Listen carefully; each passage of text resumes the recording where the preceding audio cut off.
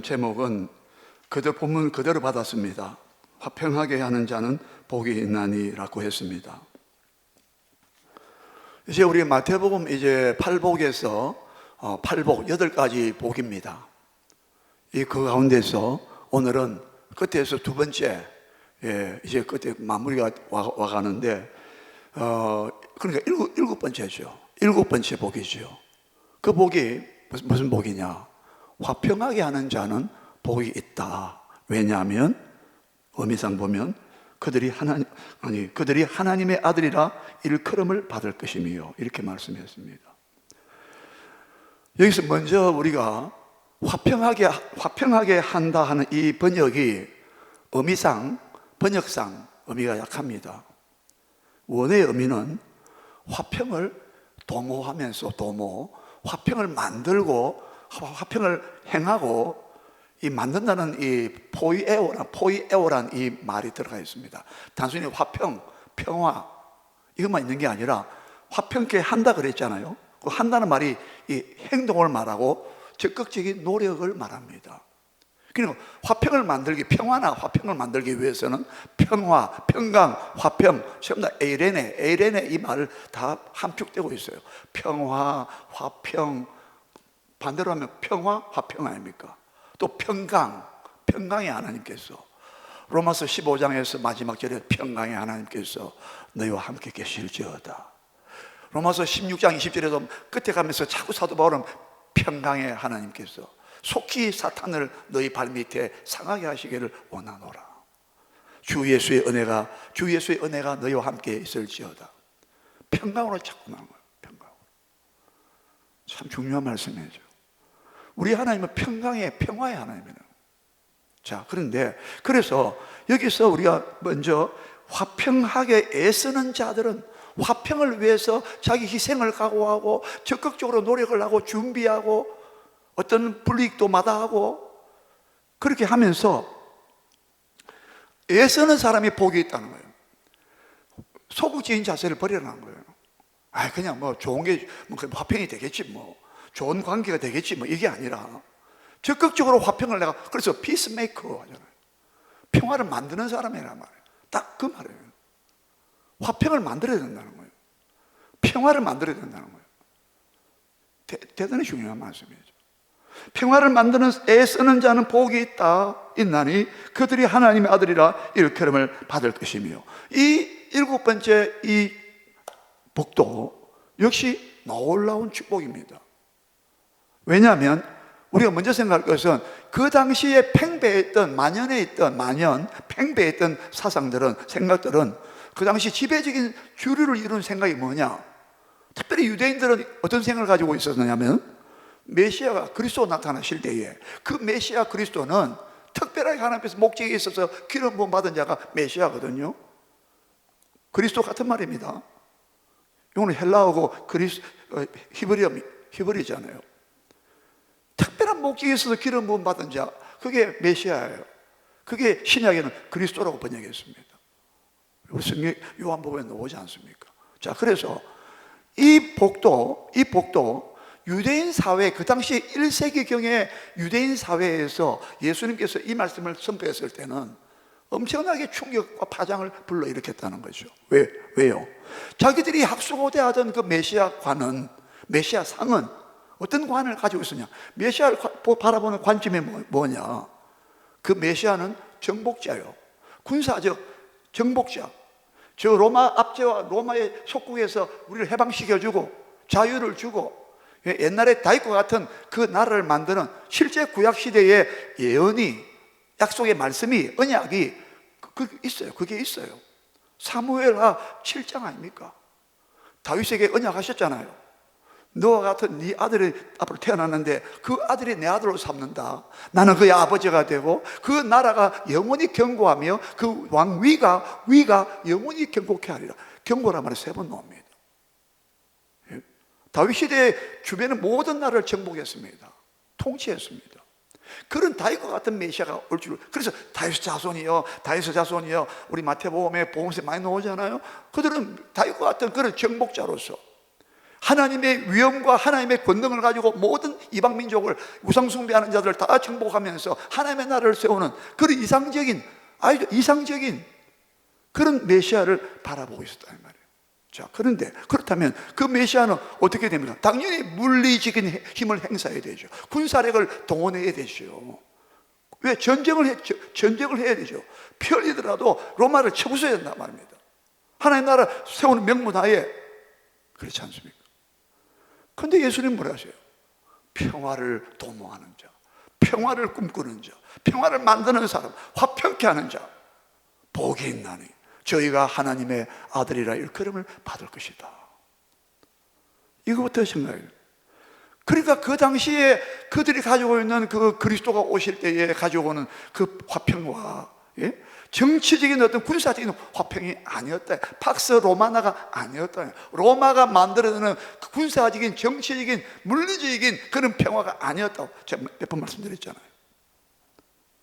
예수님께서 내가 화평을 가지고 왔다, 나는 평화의 왕으로 왔다, 이렇게 선포하는 거 똑같다 이 말이에요. 자기 자신이 벌써 화평을 위해서 왔다는 것을 암시하고 전제하고 있는 말씀이죠. 너희들도 화평케 하는 자가 되어야 된다 이 말이에요. 평화를 만드는 자가 되어야 된다 이 말이에요. 물론 여러분, 맹목적인 화평은 아닙니다. 예수님께서 마태복음 10장 34절과 35절에서 내가 온 것은 화평을 주러 온 게 아니다, 나 금을 주러 왔다라고 했잖아. 그렇게 생각하지 마라. 난 화평을 주러 온 게 아니야, 그렇게 생각하지 마라. 나는 칼을 주러 왔다고 했어요. 이 말씀은 서로 상충되는 거 아니에요?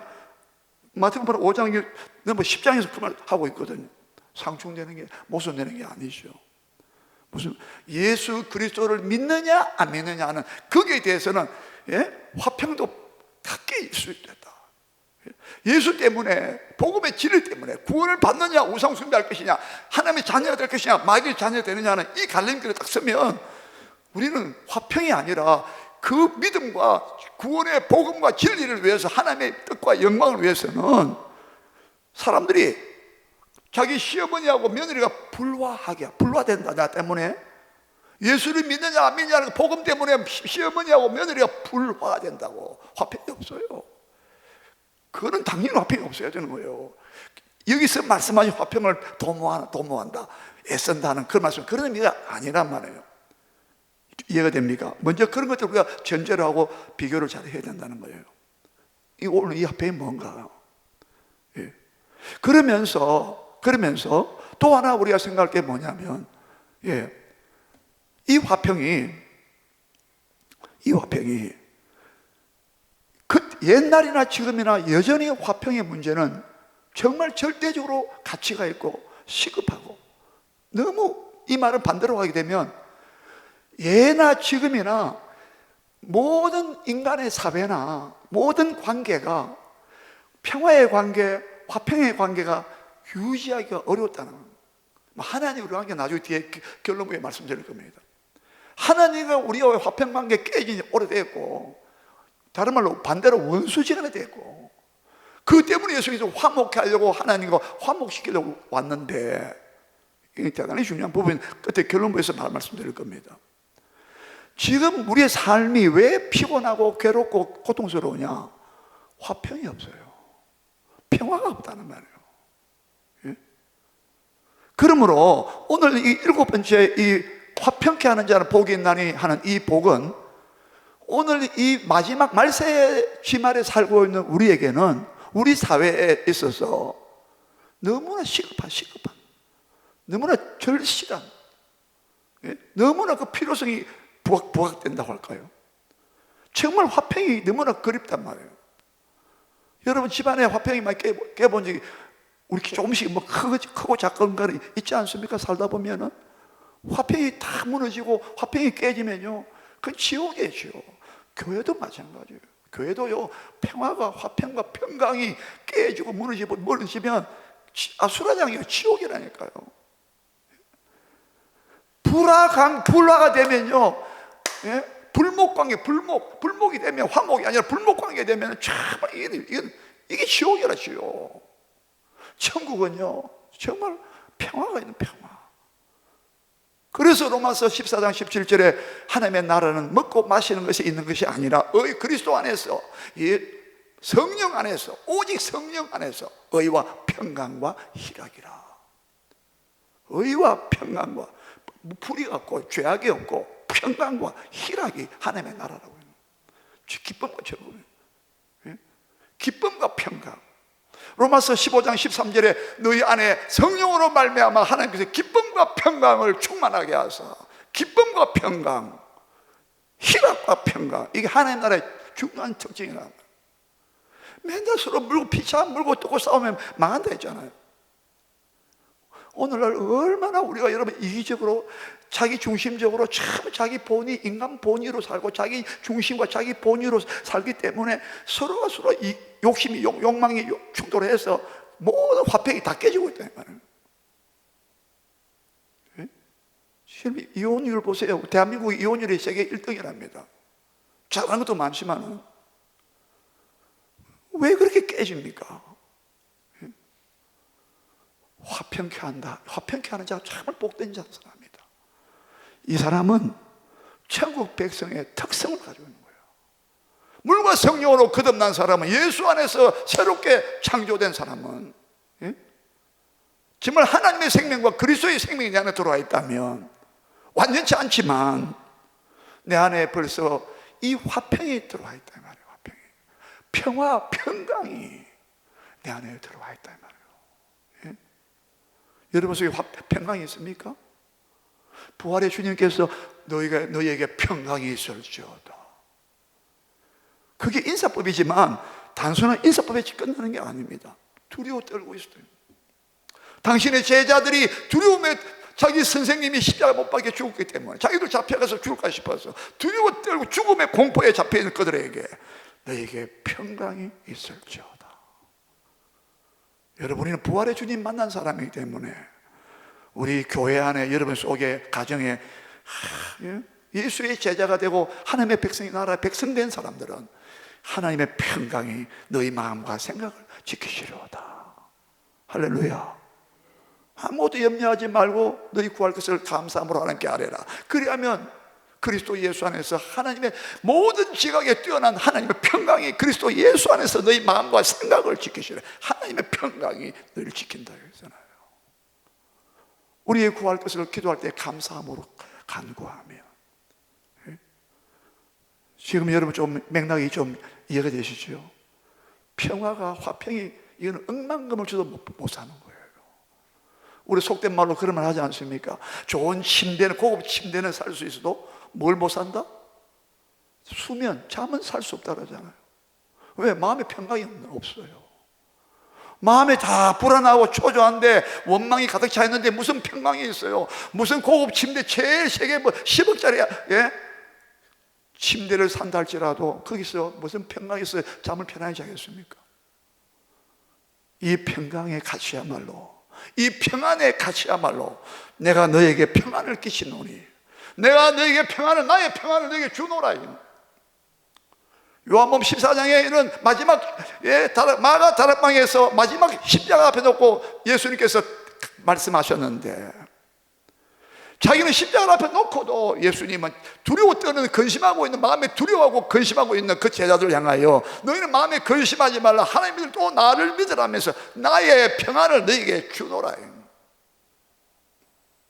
여러분, 이 평안은 우리가 예수님을 만나서, 예수 그리스도 안에서 우리가 얻게 된 이 놀라운 평안이다 이 말입니다.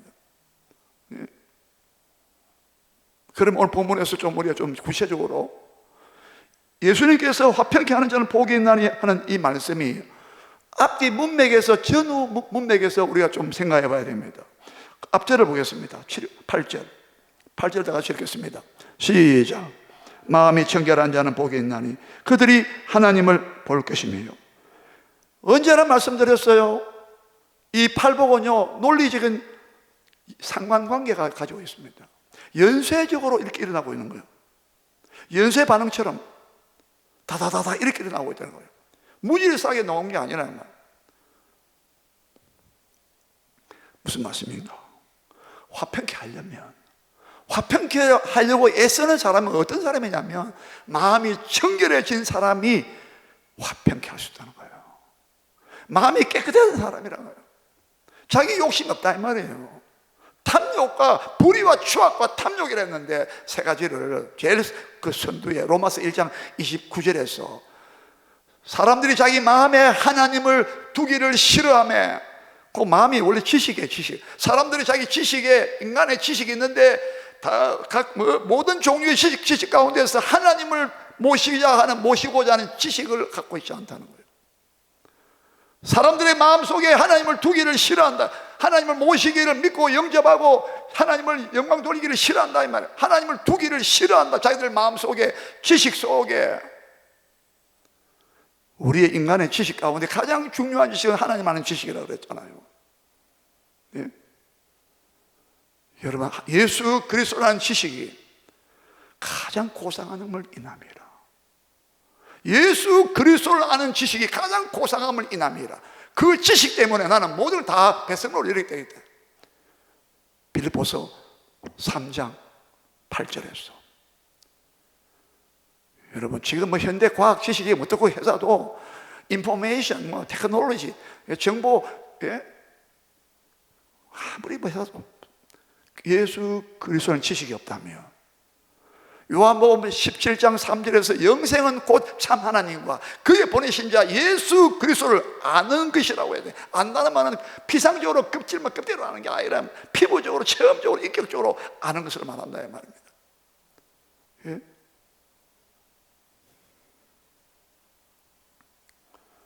마음이 청결한 자가 되어야, 마음이 예수의 피로 씻고 마음이 단일 했잖아요. 언제나 다 하나밖에 없다 이 말이에요. 청결한 말은 포커스가 딱 하나라고 했잖아요. 포커스가 여러 개 나누어지지 않았다 했잖아요. 물론 깨끗한 성결, 거룩도 있지만 다른 중요한 의미가 마음이 딱 하나가 됐다는, 하나님의 영광을 위하여, 하나님의 뜻을 위하여, 주님의 이름을 위하여. 예수님이 그랬다는 거예요. 내가 아버지의 이름을 내가 나타냈습니다. 저들에게 내가 아버지의 이름으로 저희를 내가 보존하였나이다. 다 예수님 아버지의 이름을. 요한복음 17장 마지막 기도에서, 마지막 십자가 앞에 놓고 그 대제사장 기도에서 26절에 기도를 다 끝내면서, 그 긴 기도를 다 끝내면서 뭐라고 결론이었습니까? 내가 아버지의 이름을 저들에게 알게 하였고 내가 아버지의 이름을 내가 또 알게 하리니. 저와 여러분은 예수 그리스도의 이름을 알게 하려고, 하나님의 이름을 나타내 전파하려고, 그게 우리의 삶의 마지막 골 목표가 되어 있단 말이에요. 예? 왜? 하나님이 그렇게 하셨기 때문에 그렇다 말이에요. 우리에게 사랑과 긍휼 자비를 베풀어 주었기 때문에. 우리는 내 생애를 다 바쳐도 못 따라간다 이 말입니다. 그분의 신발끈도 우리는 맬 수가 없다 이 말입니다. 세례 요한의 고백과 같이.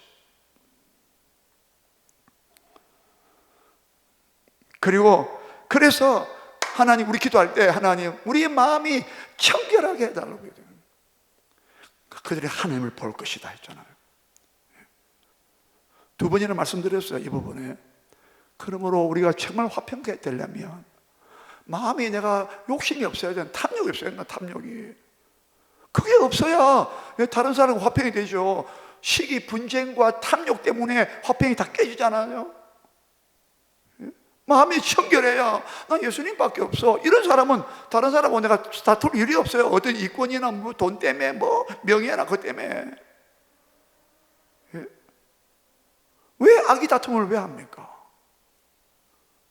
다 자기 때문에 하는 거죠. 자기 때문에.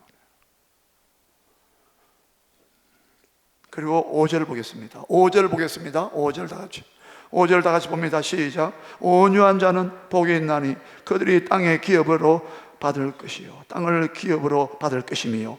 이 온유한 자하고 이 화평하게 한 자하고 관계가 있습니다. 무슨 말이냐면은, 여러분 6절 집에 가셔가지고 한번 이렇게 선을 볼펜 가지고 선을 한번 연결해 보세요. 6절을 기준해가지고, 6절이 뭐예요? 어에 주려고 목마른 자가 6절입니다. 6절이 기준돼 가지고 앞뒤로 이렇게 딱 서로가 이렇게 서로가 교차적으로 만나게 됩니다. 무슨 말이냐면 3절에 마음이 가난한 자, 마음 심령이 가난한 자는 어디하고 만나느냐 하면은 어디에요? 긍휼히 여기는 자와 복이 있나. 여기 만나요. 선이 이렇게 이어져요. 마음이 심령이 가난하면요, 다른 사람을 불쌍히 여겨요. 여기 육체를 기준해 가지고 심령이 가난한 자하고 남을 긍휼히 여기는 자하고 서로 연결되고 서로 대칭을 이룬다 이 말입니다. 이 구조상 그런 관계가 있어요. 그리고 두 번째는 애통하는 자죠. 애통하는 자는 뭐가 관계 있다겠습니까? 예? 마음이 8절이죠. 마음이 청결한 자예요. 여러분, 자기 죄 때문에 애통한 회개를 많이 한 사람, 자기 마음이 청결하죠. 회개를 많이 해야 돼요. 왜? 죄를 회개. 죄는 더러운 거잖아요. 회개 많이 하면, 눈물로 통해 잡고 회개를 많이 하면 우리의 마음이 청결해지는 거예요. 상황하게 보입니까? 그럼 5절 보세요. 5절. 온유한 자는 복이 있나니 그들이 땅을 기업으로 받으려 했는데, 이 온유한 자는 뭐가 연결되겠습니까? 바로 9절이잖아요. 화평하게 하는, 오늘 본문의 9절. 마음이 온유한 자가 되어야 화평하게 하는 자가 된다 이거예요. 온유하면 여러분 꼭 단어 기억날 게 뭐예요? 온유한 자 하면 딱 여러분 딱 떠올려야 돼요. 뭐라 했습니까? 자기가 아무것도 아니라는 자기 부인을 말한다 했잖아요. 온유는 그냥 내가 저 사람 온유한 사람이야, 성품이 온유해, 그게 아니라 자기에게는 소망이 없어. 나를 쳐다볼 때는 내게는 아무 소망이 없어. 여러분, 내게 소망이 있다면 예수님 필요 없어요. 그런 맥락이, 그런 의미란 말입니다. 이해됩니까? 온유한 자는요, 자기 자신을 부인한 사람이에요. 자기가 얼마나 영적으로 파산된 자요, 자기 죄를 보면서 애통한 사람은요, 온유한 자. 자기는 예수님이 온유한 자야. 아버지의 뜻대로 하옵소서. 그게 온유란 말입니다. 내 뜻을 항상 버린다고요. 온유는 그게 핵심이에요. 온유한 사람이 돼. 자기를 자기 욕심을 버리라는 건 똑같은 맥락이에요. 자기가 없어지는 사람이 0.0 제로화 되면 될수록 다른 사람을 불쌍히 여기며 다른 사람을 관계를 그 사람 입장에서 생각해주고 화평을 이룬다 이 말이에요. 절대 온유하지 않으면요, 화평 안 돼요. 예? 전부 사자처럼 물을 뜯고 자는데, 일대처럼 자기 탐욕만 부리는데 무슨 평화가 이루어집니까? 여러분, 교회와 우리 성도들은, 그리스도인들은요, 진짜 온유한 자가 돼요. 이 보세요. 이 복이 가히 천국 백성이어야 되어야만이 이 복을 받게 되는, 물과 성령을 거듭나지 않으면, 성령 받지 않고서는, 은혜 받지 않고서는 이 복을 꿈도 못 꾸는 거예요. 그러나 우리는 이 복을 받았단 말입니다. 하나님의 은혜로 이 복을 알게 됐단 말입니다. 예? 할렐루야. 네. 그러면 이제 어떻게 할 겁니까? 보겠습니다. 화평하게 자는 복이 되는데 그들이 하나님의 아들이라 일컬음을 받을 것이며. 왜 화평을 이렇게 위해서 이런 조건이 먼저 선행돼야 되고 이런 사람이 되어야 되고, 그걸 위해서는 자기 모든 걸 다 양보할 수 있고 포기할 수 있고, 고난도 나의 불이익도 마다하지 않고 나는 할 수 있다, 화평을 위해서라면 더 근본적인 이유가 뭔가? 그것은 저희가 하나님의 아들이라고 일컬음을 받을 것이라는 거예요. 자, 이게 오늘 핵심입니다. 아까 제가 서론에서 조금 말씀드렸잖아요. 이 화평이라는 것은 인간 세계에서, 우리 인간 사회 속에서, 우리 사람과의 인간관계 속에서만 이 화평이 이게 중요하지만, 우리가 그렇게 솔선수범하고 본을 보이고 해야 되지만, 더 근본적인 이유가 뭐냐?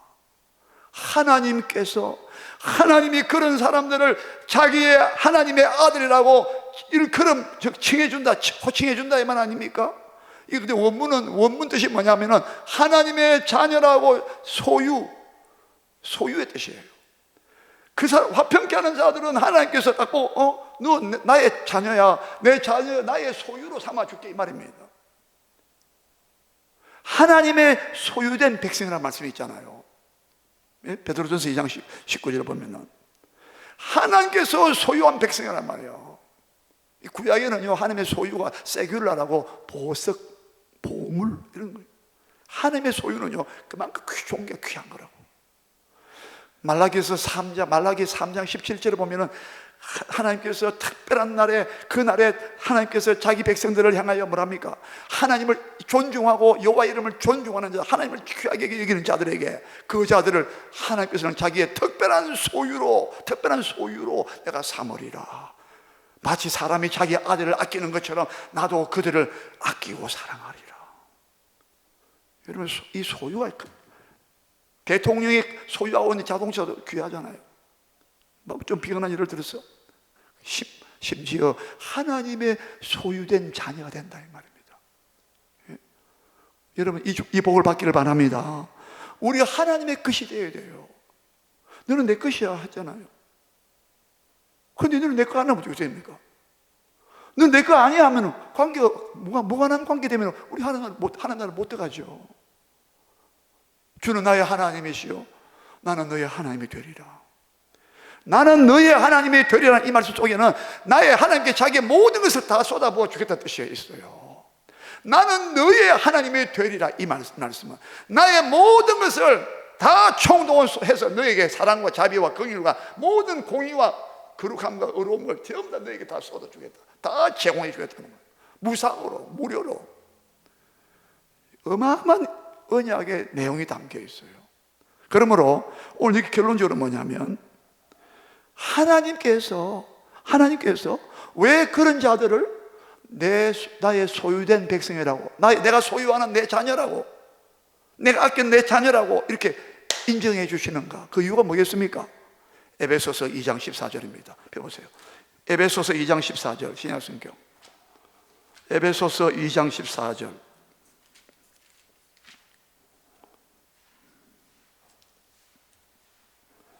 에베소서 2장 14절입니다. 312쪽에 있습니다. 에베소서 2장 14절입니다. 16절까지 한 목소리 읽겠습니다. 시작. 그는 우리의 화평이신지라 둘로 하나를 만드사 원수된 것 곧 중간에 막힌 담을 자기 육체로 허시고 법조문으로 된 계명의 율법을 폐하셨으니 이는 이 둘로 자기 안에서 한 세 사람을 지어 화평하게 하시고 또 십자가로 이 둘을 한 몸으로 하나님과 화목하게 하려 하심이라. 원수된 것을 십자가로 소멸하시고 했죠. 예수님은 그는 우리 화평이신지라. 이건 너무나 위대한 선언입니다. 그는 우리의 화평이신지라.